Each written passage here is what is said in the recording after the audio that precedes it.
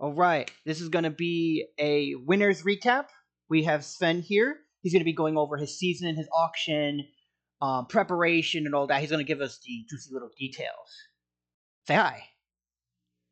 Hello, good to be back here. Yeah, no, season was fun. Um, First time for me and Justin, like captaining in like a draft setting. Normally Congrats on the win, man. Thank you. Yeah, we're mostly doing like main VGC main stuff, just like normal VGC tournaments, and him mostly IRLs. But we wanted to give this a try, and it turned out to actually be a great experience, and we managed to win it all in the end. I'm glad you guys had fun. That's one of my most important things with STC. I try to make the tour fun. People need to have fun. When you're having fun, you're naturally motivated. You want to do better, things like that, right? Friendly environment too. For sure. All right. Let's talk about your auction, right? Going in, you were one of the teams. Well, I know I myself was skeptical about it. We were looking at your roster, like, oh, this is interesting, right? Going in, what did you guys like? How was your auction? How was your planning going? Did it turn out how you guys wanted it to? Tell me about it. Yeah, so I have a lot of experience with auctions in general. I've done a lot of like other VGC tournaments, but one thing I had no idea about was like the player pool here. So I had literally no idea who's good, what to prioritize. So I need to give like a big shout out to Trace there, because he basically gave me like a quick overview of like the players, and he just ranked them for me how good everyone was and which one are like what their positives and negatives were. And I was able to, with that in mind, make a draft plan for myself, show it to Trace, and he like, yeah, he thought it looked good. Like how I normally like to price people in like different categories, like 25k plus 5 to 10k, that kind of stuff.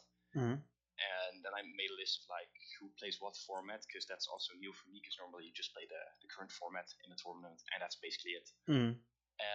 Yeah, going into the auction, something we prioritized a lot was like, since Justin and I don't have a lot of draft experience, we want a few people that are like good at drafting, and we'll also be able to like be active and provide others with mocks when we can't. So for that we prioritized Impulse, because in the one tournament I played before, he was my captain, and I was like very happy with how he captained and in general was active within the team. So I knew I wanted to prioritize getting him, so we would have like some mock support and some draft support. Then Panda was also like one of our main targets for Usum, because neither Justin or I play it, and he was a teammate of mine as well in EPC. So he's the only person I reached out to. I know in general here a lot of managers or captains, however you want to call it, like to reach out to a lot of like individuals. I personally don't see the need of that really. I only did it with Panda because he's my friend and I wanted to know his thoughts. In general, I think we got a lot of the people we wanted. Almost everyone we were definitely keen on getting. Price wise, it went completely different, because I thought Panda was going to go for a lot more than he did. And also, if you look at our roster, this is probably the most balanced roster out there. Though, like, because our most expensive player is 17.5k, which is also extremely rare for me, because normally I like to draft extremely top heavy. But now I had a way stricter draft plan than before. So I just wanted to get the people I wanted to, and they just came all very late in the auction. And a lot of people had a lot of their money drained already, so we got a lot of the people for less than we thought we would have, which allowed us in the end to spend more on other people that we normally wouldn't have had the budget for. Right. So yeah, I know I really wanted Ben Bult, Dutch guy. Yeah, he wanted to play VGC again because he loves the 2018 format, and he sees all like, okay, there are some months that are extremely poorly priced, and I can abuse that, and I want to just have fun. So I knew I wanted him as well. Solinar, who turned out to be the GOAT himself. It was very funny how we actually drafted it, because he's a homie of Justin. So we were like, yeah, let's just get him, because why not? Yeah, I have his record right here. He won in playoffs, so 7-1. one in tiebreaker. Then that's 8-1, 9-1 season. Wow, yeah. Yeah, he started off 0-1, I believe. I believe he lost the first week Mm. or the second week. I don't remember. Let me actually check. I think it was the second week we played Chili Boys. So yeah, he lost the second week, and after that he just went on a rampage. Honestly, with our Scarlet Violet 1 team also finishing 10-0, I believe. We brought it every week and it won every time over the course. This your Archaudon team? No, the Celesteela one. Oh, you said Scarlet and Violet one. Okay, I thought you meant Yeah, yeah. yeah, no, the Sword and Shield one, Mm-hmm. 10-0. He played it 8 times, and Cheesy and myself played it once. Mm-hmm. But yeah, initially we had him priced around 4 to 8k. But then in the end we had like all the players we wanted besides him, and we just had money left, so we just spent on him because we were like, I don't know who else to get. So we just got him for that price, and it turned out to be the best decision we made. Oh, 100%. He's the player with the best record. I'm looking at your records right now. Everybody on your team is actually, well, for the most part, let me make sure I'm not. There's one person who's kind of below the radar, but everybody's looking like they're at the .500 marker, where everybody at worst they're even, or at positive. Yeah, it's not entirely updated with playoffs, but in general, yeah, everyone contributed to our victory. Even Ally, who lost in week 1, was crucial for our Sword and Shield. Brad Peaches was honestly way busier with IRL than expected. So he wanted to take a step back, not play. He's a very good friend of mine. Insane in draft in general as well, and he was crucial to our success in Sword and Shield and Scarlet and Violet in some leagues as well. So even though his record shows he only played 1 week and lost, he was still like very important to our team. So yeah, I'm extremely happy with everyone, how they've been, how they've acted. So yeah, I have nothing bad to say about anyone. Right, that's great to hear. So let's go into looking at your drafts real quick. We're just gonna do a small thing. I know I was hating on these drafts in particular. Which draft to you was your worst draft for SV and your best one? The worst one is easily SV2. We did like, I believe, we made a lot of changes during mids because the initial team didn't work, and I was definitely to blame for that because I wanted to recreate the team I used before, but because we didn't have access to Urshifu this time, we became way too weak to physical, like Iron Defense body press mons, and we just got brutally penalized by it. So in mids we Oh, decided I to think I know what change team up you're and talking make it about. better. Okay. Yeah, it was like You had Fluttermane or Shifu single. yeah, that team was not okay, man. That team was I don't know terrible. how a Shifu single came back to you. I don't remember. I think I had a Shifu Rapid in that pool, and I'm sitting there and I'm looking at it like, bro, what the hell? I can't take a Shifu single. I got punished for taking a Rapid vote. Yeah. So yeah, in our best draft, I think they records wise, I think our SV3 performed the best. Really? But Interesting. yeah, I thought it was your SV4. no, we lost. It was SV4 before, but since I think we brought it almost every. I mean, I think we brought it every time, and we started off really well. But I think in week 7, after week 7, it lost every time. It lost there. It lost in semis. It also lost in tiebreak, and it lost in finals as well. But I still really love this team because it's quite an original take, I think, on like Ogerpon Heartflame teams, because normally you see them with like Illumise, Blood Moon, Reggie Draco offense, with Firepot mostly. But since we had to deal with a lot of snipes there, so we had to rework it a lot. But it's a team that's extremely flexible. It's also quite a skill-based team where it isn't as straightforward as how you need to play it, and you need to be creative with it. And we managed to do that. So I absolutely love that team. It's personally my favorite. But I think if we just like overall matchup wise, I think our SV1 was the strongest. It had the most neutral matchup. It wasn't really that bad, and even that was quite original. I think you start off with the well known. This looks like a Reg H team. A Reg H team, yeah. So we decided, I was looking at it and I was like, Delphox is 5 points, it's fast, it's a size spammer, but it isn't like very expensive. And I think it paired really well with like the Archaladon mode, because I was looking at previous previous drafts, and I noticed that a lot of the times they were usually like Archaladon is your only win con, Hmm. and I didn't really like that in teams. So I saw the size them option, and I thought it was quite flexible. I even learned in week one that those two together even have access to gravity hypnosis, Hmm. which we actually only used one time, but when we used it, it Ah, was what a extremely shame. good. What a shame. Should have brought it more. Yeah, and then the other months, Slitherwing, Shrifty, and Floatzel, we had other months before, but during mids we changed it up and we just improved a little bit. And our Dozo draft was like pretty good as well. I don't think you can go wrong I with Dozo in draft. I think it's always like pretty good. I've used Dozo quite a bit.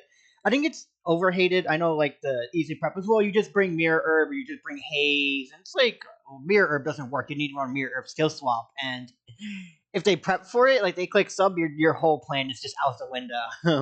Like yeah, I mean we started off with some really bad matchups. We had to play Raging Bolt Balance with Haze support twice, but we won it both times. Because a lot of the times, what people do, they either most of the times they over prep for the dozo, and you don't prep for and I anything think else. what makes a dozo team good is that your non-dozo mode is just as viable. And we made sure we had that in our case with Goldango, Mousehold, Roaring Moon, and Tauros.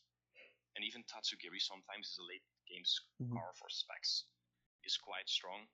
So yeah, I think we brought the non-dozo mode in more matches than the dozo mode, and I just think it had a very nice balance, and we were able to play well with it. I think I used it 3 times that team and went 3-0 with it. But I think in general it performed quite well. I think it only had 2 losses so in the entire season. I Mhm. think it finished like 5 or 6-2. That's It's good. quite good. So, do you think Dozo Gear should move up in price? Just out of curiosity, we actually moved it down. I believe it total they cost 30 together at some point, but then we moved it to 28. It was initially Cost. higher than the 25, which was an EPC. Yeah, yeah. Oh yeah, I had it there as well. That was too broken for 25. I think 28 is fine because even though it is you have those who carry, most of the times those two just together are quite one-dimensional of how you prep for it. But I do think that those Gary teams that are around now, they are good, but I don't think they're like massively broken. I don't look at this team and I'm like, this is by far the best team we have seen in this league. The only thing I would change is like the price of Dozo and Tatsu. I would change that so Mm. that Solo do cost more and Tatsu less because as you saw this season as well, a lot of the teams, the other three actually Scarlet Violet teams, used the non Solo Dozo Dozo. Hmm. Solo Dozo with Ting Lu, Hal stuff, and those kind of teams. And I think Dozo in 10 made that extremely abusable. Mm. So I would make sure the total price stays the same, but the price for solo dozo go up, and then the price for Tatsu going down a little because you're only picking Tatsu ever if you're going for dozo, and if people want to snipe and ruin their own drafts, you do you. I guess you can still use solo dozo and it will do well. Hmm. Yeah, yeah, no, I agree. I know in STC when tiering, Dozo's 12 and Tatsu's 16, so we're kind of getting there a little bit. It'll take a little longer, but we're kind of getting there. Yeah, I think that's like 12, 16, 13, 15 is about where I would look at a sweet Hmm. at like a the sweet spot, honestly. But yeah, Now, that's honestly our Scarlet Violet drafts. Anything else you want to add, or just go straight into Sword and Shield ones? oh, here's my comments. I want to comment all your drafts as a whole. I remember one of the weaker points when looking at your teams was actually your current gen when it came to how you guys were play wise because your Usum and your Swish were very dominant, right? Solinar was Yeah, having a crazy season. Radiant, Panda, Ben Build, between them all, like they're all Ben Build and Radiant only have 3 losses. If you look at them together, you know the other losses were just coming from Double A because he's playing in DPL, so he's not the most you know active right now, right? So like your Usum was pretty like, going pretty crazy in most weeks. yeah. I believe, quite confident to say that we had the best Sword and Shield and Usum teams and players, like record-wise, how we finished. because we most of our wins came from there. Our Scarlet Violet was more balanced. We had a lot of more players there because I played there myself. Justin played there, Dylan, Impulse, Nick, and Keith, and some more could play it. Even I think though Scarlet Violet wasn't our strongest record wise. I still think we won more than we lost our Scarlet Violet matches in general. So I think we just had an average performance there record wise, but we just kind of dominated in Sword and Shield and Usum. Mm-hmm. So yeah, I remember you guys were like auto winning those gens for sure, for sure. I want to ask one other thing before we go into the weeks, right? What was your thought process behind this SS2? Because I look at this SS2 and I'm like, how do you even play with this team? I know you loaded it. I think you loaded it yourself, like once. No, I used it in semis and week 7, I believe. I think I went 2-0 with it. Yeah, I used it 2 times, and I won twice with it. In the start of the season, we had a bit of a tough time getting wins with it. That's mostly because we didn't play it too well. Or honestly, we were just using the wrong sets. The moment we started using Dynamax Blastoise and actually utilizing it instead of like a support mon with Iron Defense, Body Press, Icy Wind, Life Do, Fake Out Yawn stuff, we managed to win every week. Yeah, that tracks. The other teams were also glazing Dynamax Blastoise. They're like, this thing is the best thing since sliced bread. Yeah, it was mostly Allies ID to get a draft like this, and it turned out quite well in the end. You just need to be creative and think out of the box. But I think generally that's for all our Sword and Shield teams. Because even our Sword and Shield 3, we made 7 changes pre and after mids, because honestly, pre mids it was pretty dog shit. And we just completely revamped it, and I think even though we didn't use it a lot, it's quite still a good team. I would definitely draft it again. But nothing comes close to our Sword and Shield 1. That draft is unbelievable. Yeah, you have a lot of Pokemon I like to draft here. I'm one of those Garchomp Azu merchants in Swish where like I draft them all the time, and like you have 2 of them. I'm like, yeah, this gets my stamp of approval. You got Garchomp Azu. I mean, I think what made this team so good was the sets we run with it, because I don't think we ever used the most common set ever. Really, we never rolled up with full switch into weakness policy Celesteela. We only used Life Orb Garchomp once in the finals. Our most common Garchomp set was Full Bulk, Haban Berry, Breaking Swipe. I think that was our most common Garchomp set. And then we had pre-mids, we had regular Darmanitan.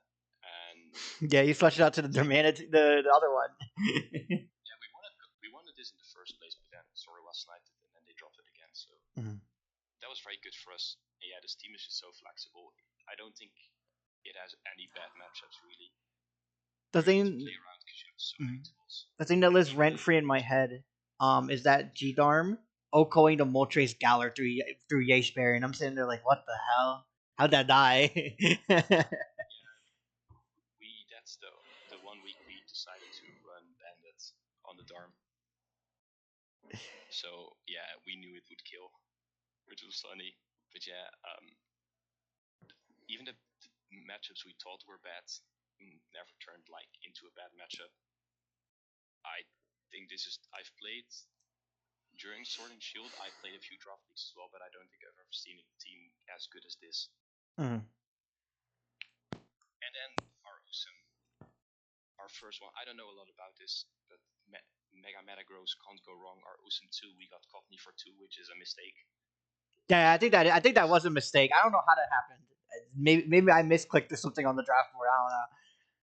It's probably because in the after Gen 7 it didn't get Tailwind anymore, so then it's like pretty useless. But now it has access to basically everything with Whimsicott, and it's technically even better if you run it with Endeavor Sash, because even if you're like not 1 HP, you get more HP of your opponents. And this Usum 2 team is incredible.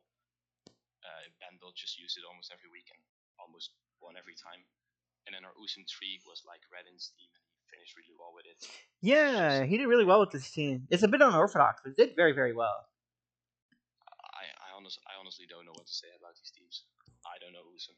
Yeah, I don't know Usum either. I can't really comment on it. All right, let's go into your main season.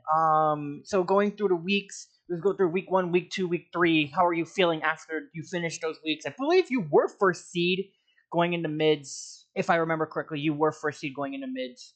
Um, Could you be. won week 1, right? Let me check. Yeah, you won We week won week one. one. You won week 1. Allegedly, you robbed week 2. That's true. um, let's see. Yeah, yeah, and then we did. You? I think week 3 was the week you lost, right? Let's go. You played Zuizora was and no, you won, right? Hold on, am I No, tripping? we got bullied. We got bullied. We lost 6-2 to the Zoroas.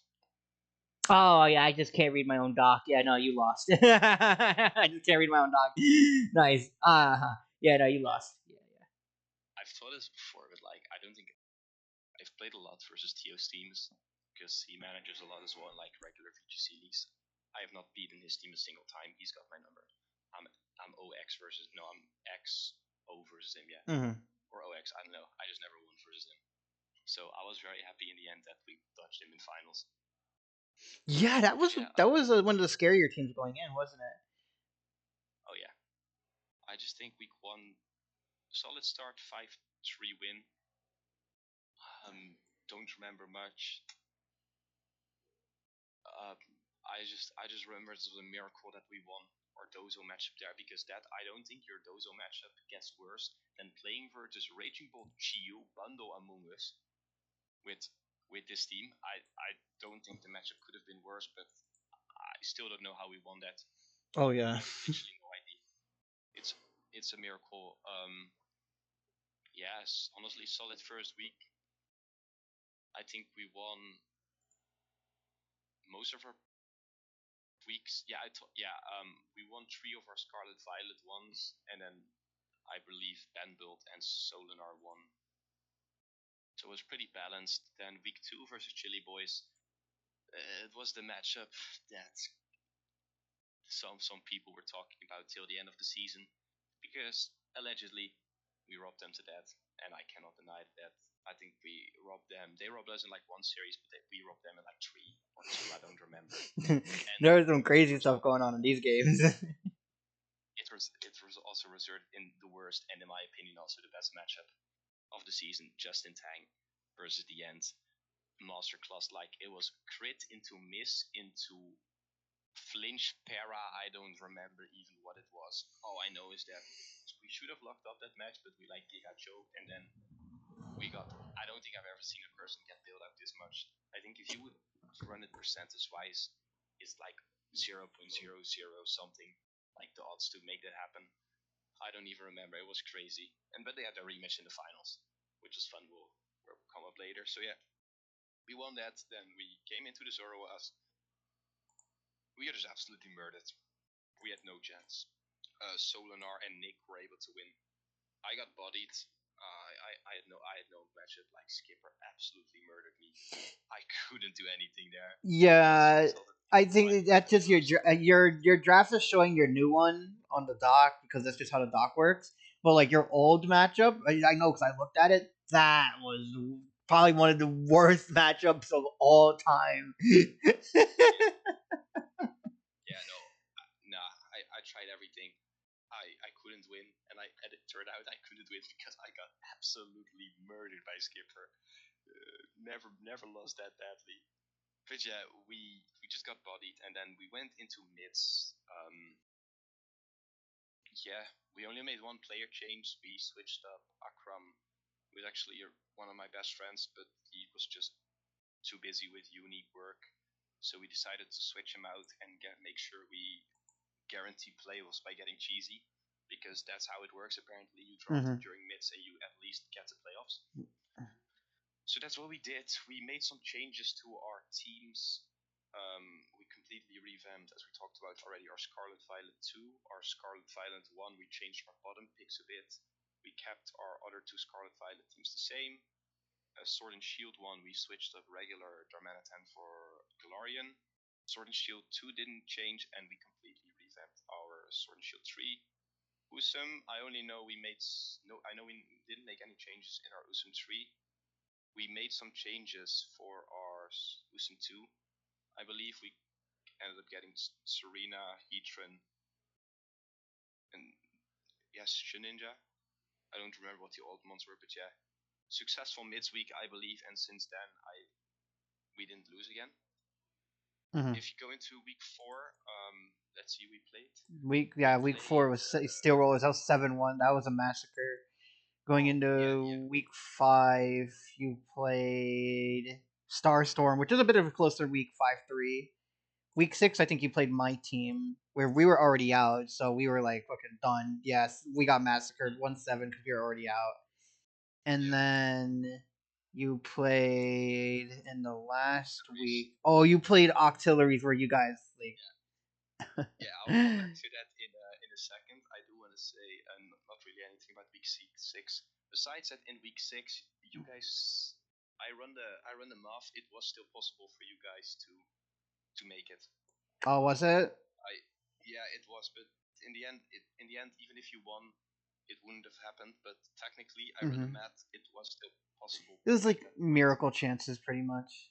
Yeah, I do have to say one thing about week 5 because I believe that's the week where we had our availability was really shit. I believe, yeah, that was also the week where I wasn't able to contribute anything because I had regional that weekend, Utrecht, and I will, yeah, we just decided like let's just do our best this week, but everyone's availability was kind of shit. Let's just see how it goes. We were down 3-1, I believe, and then we reverse swept it to a 5-3 win. Yeah, I remember It was that. nice. That was insane. Mm-hmm. Reverse sweeps always feel And good then though. Yeah, and then week 7 is where the fun began because we had guaranteed our playoffs also first, or no, we had guaranteed second seed, I believe, Mm-hmm. or third, I don't know. But we just decided like let's just have some fun this week. Initially, I was fielding Usam, but due to scheduling issues, I was subbed out. But yeah, we just decided to do some trolling in some slots, and it actually paid off massively into going into semis because we tied 4-4. But Mm-hmm. if I look at our matchups, for example, our Usam 1, we got a lot of exact rematches. Um, Yeah, your Usums yeah, were exact rematches. If I remember. our yeah Um. our SV4 versus their SV2 this ended up happening 3 times in a row, same matchup. Their Usam 1 versus our Usam 3 got a rematch. We won the first time with troll sets, and then the second time with good sets we lost. But then I think the biggest gain was Cheesy versus Esther, where Cheesy was running some orange rail bullshit, and yeah, Yeah, the matchup with Esther them was revealed their sets, and then you were able to yeah build off of that for semis. Because I yeah remember there was like a Tuesday game. yeah. Well, it was a Tuesday game in playoffs, and people are like, "What is this part of the is this part of like the semis?" But yeah, the first time around we used troll sets, we lost, we got valuable info, and then we hit the mirror matchup again, and we identified like the only real thing they could do with like Scarf Latios, which was like super strong, which we didn't think about, and then Mm-hmm. we prepped for it in semis, and it ended up being a close set. But yeah, we were able to win. Um, that was a that was a tough week in general. I'm not gonna lie, this was probably the most stressful week going into semis. Yeah, because you never played tiebreaker before. I think that was something you mentioned. Like, oh yeah, I've never done that before. Were you good when you guys went into tiebreaker? No, I actually now I think back of it, I did. I had it once before in like a few years ago in like a Mm-hmm. normal smoke and draft. I personally think tiebreakers are stupid. It doesn't make any sense to me. Just run 8v8 regular season, 7v7 playoffs, Mm-hmm. and that's it. But hey, that's just my A personal opinion. as Even a though he was a spectator, tiebreaker. I love tiebreakers because I'm not playing in them. Yeah, as a spectator, I can get it. Playing it though, I think It's I hate it. stressful. It's stressful. I've been a part of tiebreakers. I hate it. Not just stressful, but I'm just looking at it and I'm like, okay, you have playoffs. you need a win to advance. Why just not make it 7v7? Because realistically, either you finish in 7 games, or but now you have to play 11, technically in the end, and in the end you still need to win one more.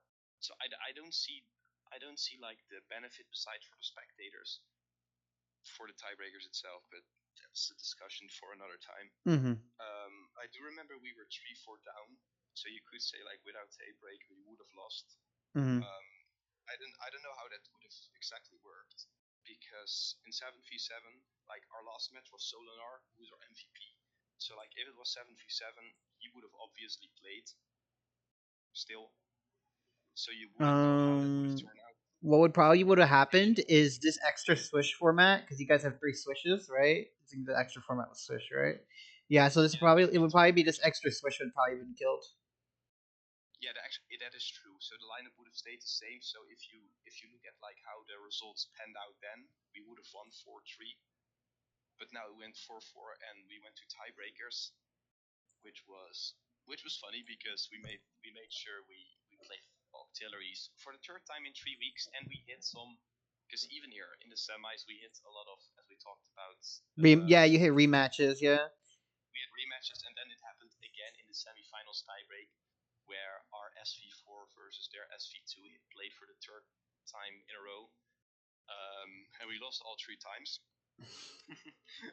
which is funny. I guess this So Elon Mize Reggie Drago shit's proven, huh? Like it's just better.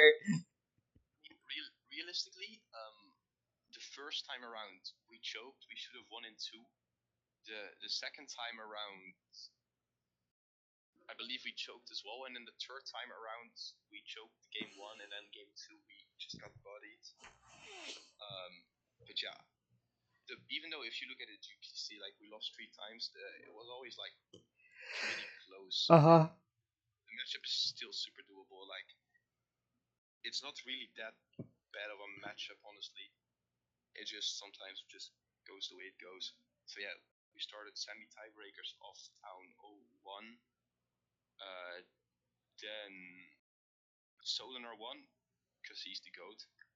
And then I had to play the deciding match. I got bailed out. In game 1, I believe I still would have won because of my sets. But game 2, I would have definitely lost. They run a Scarf Tornadus. So my Roaring Moon got killed on turn 1 without setting. Tailwind. Yeah, without setting Tailwind. And so yeah, I would have lost that, but I believe they missed Sanseer's. Yeah, they missed Sanseer's Storm, I think and therefore if you break it down the probability, because they went for 2 Sandseers, you also went tried to go for a double protect on that turn. If they miss Mousehold, I think they lose. Yeah, if they miss Mousehold, they lose. But if they miss Tatsu, they also lose on either of these turns, right? So, like in the end, they had to double hit Sanseer, and you had to not hit the double protect. I would say you also had to hit the Hydro. So, like for what it's worth. I had to hit 2 Hydros, and Mm-hmm. I did.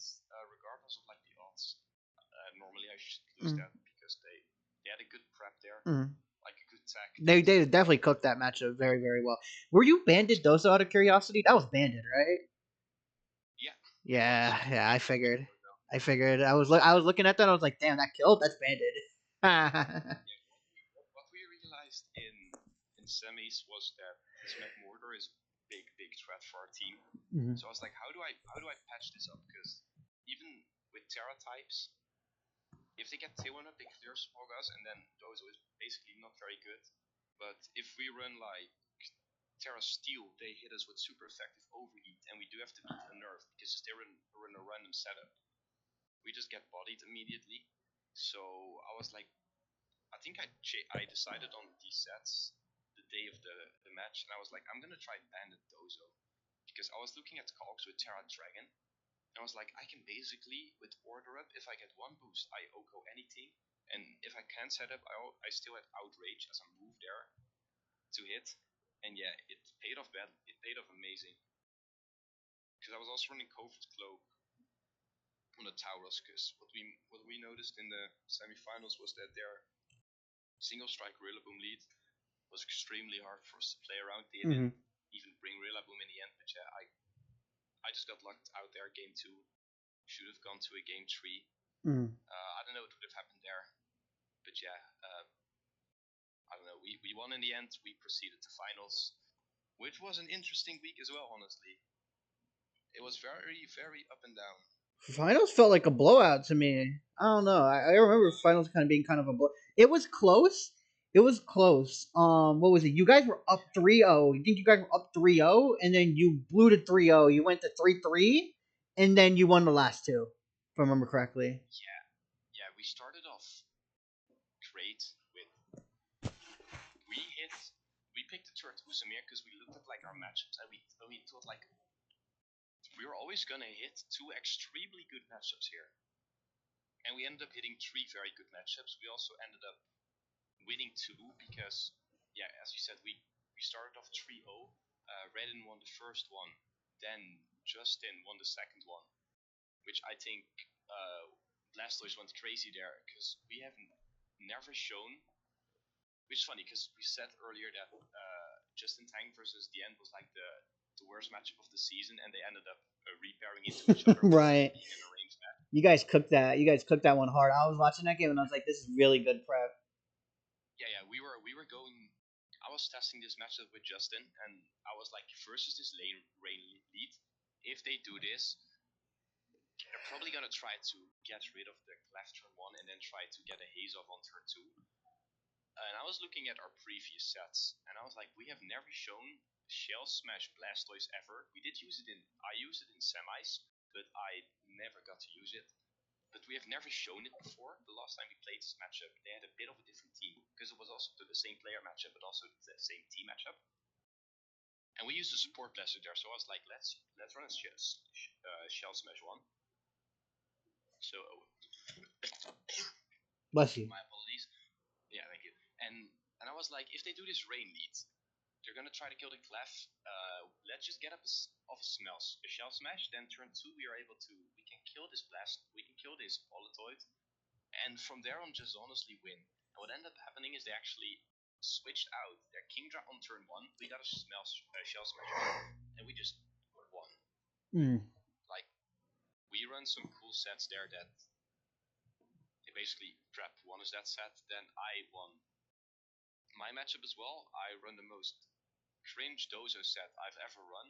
I run AV Dondozo, Careful Nature, which is like a special defense boosting nature, and Max Investment. That was my Dozo set, and it paid off great because when I was looking at this matchup, I'm like, this matchup is amazing for me. The only thing that can really threaten me is either a Mirror Herb skill swap Standler, because then they could, with Mirror Herb, copy my boost, get a skill swap off, copy my Unnerve, and then I do no damage to them, and they can like 2-hit KO us. But I figured they didn't run that because it's basically only good versus Dozo mode, and it's useless versus non-Dozo mode. And the other thing that I got actually bodied with in mid was Ursaluna in Tail Room with Terra Normal, Life Orb, Helping Hand. And I was like, Blood Moon is basically their only threat to my team and my Dozo. Let's just make sure I don't lose to that. And then the Blood Moon ended up doing 18% to Dozo, and I managed to win that. So we were up 3-0. We were very happy, very confident. Then who else played? Dylan played versus Trace. Dylan lost. Yeah, Dylan lost. Should have been unlosable. But I guess Trace used something we didn't think about, and that was Sing. And we got pretty unlucky with the hits there. But like, it happens. We hexed them the first time we're out. They got a bit of their revenge here, so it was 3-1. Then Vanbuild had to play Lemuro, and we got like quite hexed again. Yeah, we used 2 inaccurate moves in the entire set. We missed them both.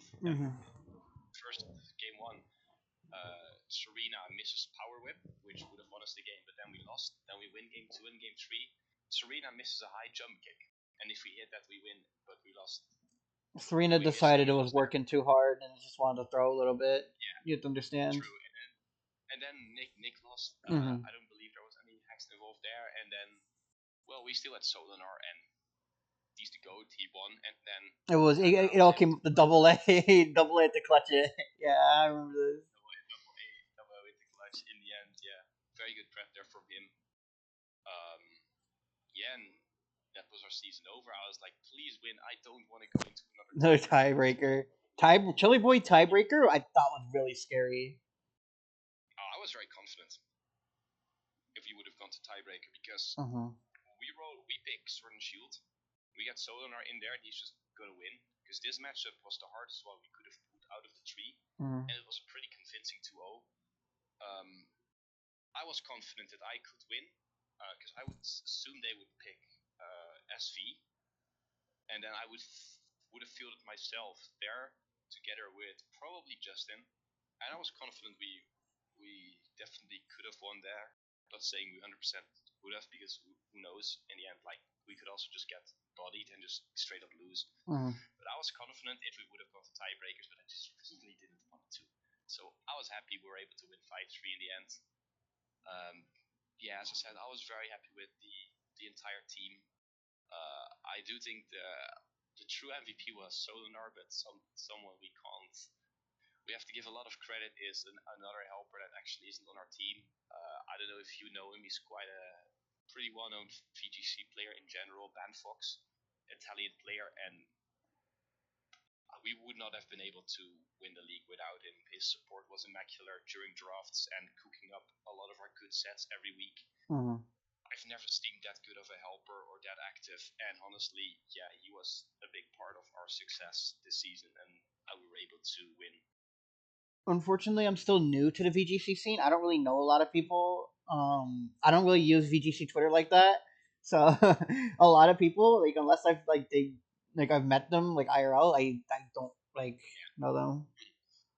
Yeah, for me it's the other way around. I only know like a few people in a draft community, and that's it. But no, yeah, congratulations on the win. Good job proving everybody wrong. Yeah,